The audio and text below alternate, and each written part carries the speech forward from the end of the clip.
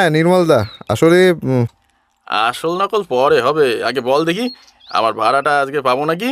হ্যাঁ নির্মল বাবা, দেখো আমরা জানি মাসের ভাড়াটা দেওয়া হয়নি, কিন্তু কিন্তু কি করব বলো, রোজ কাজের জন্য বেরোচ্ছি, কিন্তু কিন্তু কেউ কাজ দিচ্ছে না।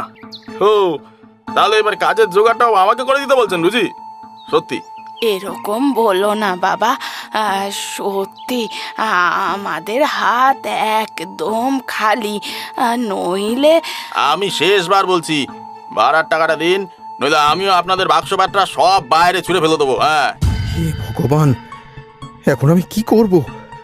ও খোকা, কিছু একটা কর বাবা, কিছু একটা কর। হ্যাঁ, সেই হারটা যেটা কাল রাতে দিল, ভেবেছিলাম ওটা কিছু করব না, কিন্তু এখন আর কোনো উপায় নেই।